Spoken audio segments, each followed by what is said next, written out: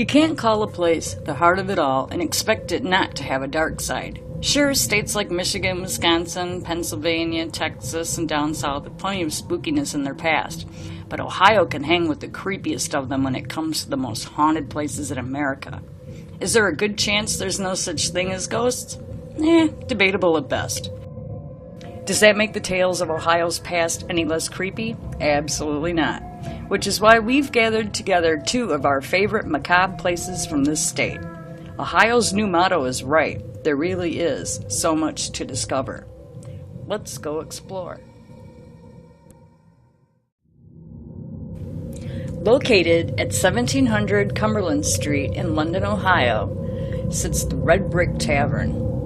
This building dates back to 1836 and is operated as an inn, a tavern, a school, and a private residence. It's now a restaurant and is rumored to have a female spirit that wanders around the upper floors, creating creaking footsteps and appearing in the windows upstairs. Legend says the woman was a former resident who killed herself after finding out that her beloved had forsaken her. The legend continues to say she embroidered a sampler before killing herself that says, "For me." It is now on display in the second floor hallway.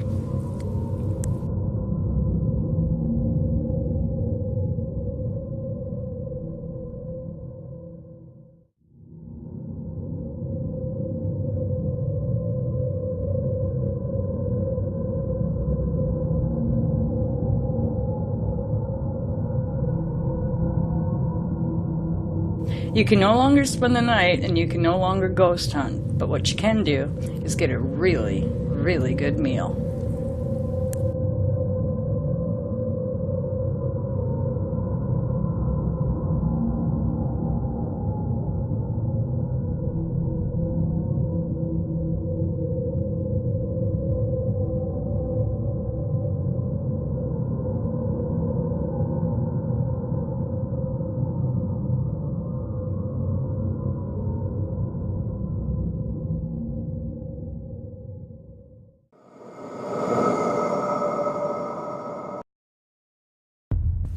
The Ceely Rose Home is part of the Malabar Farm State Park in Richland County, Ohio. The Rose family was laid to rest in a small cemetery just up the road called Pleasant Valley Cemetery. In 1896, a case of love misunderstood in the seemingly misnamed Pleasant Valley area of Ohio led to the tragic murder of 3 innocent people. A young woman named Ceely Rose was the catalyst and culprit for these murders. By today's standards, she was severely learning disabled and could not do many tasks on her own. While she matured physically, she remained mentally immature. Nearly everyone made fun of her. Now, with the onset of physical maturity, she naturally fell in love with a local farmer named Guy Barry, who was one of the few people who treated her with any degree of respect. However, she did not understand that he was just being kind and polite to her, and did not love her or want to marry her. Ceely began telling everyone that would listen that she and Guy were soon to be married. Guy didn't want to hurt Ceely's feelings, so he told her that they could not be married because Ceely's family did not approve of him. This revelation sent Ceely into a rage that would prove to be deadly.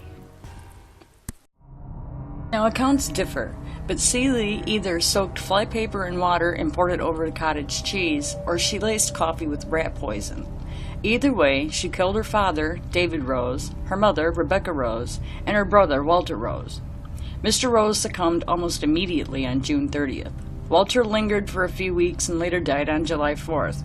Apparently, Mrs. Rose figured out what Ceely had done and tried to protect her from authorities, but Ceely gave her another dose of arsenic and she died on July 19th. Ceely eventually confessed to a neighbor after being heartbroken when Guy Barry left town to avoid blame and scrutiny. She spent the rest of her life in a mental institution and died at the age of 83. Ceely is buried on the grounds of the Lima State Mental Hospital, or so I have heard.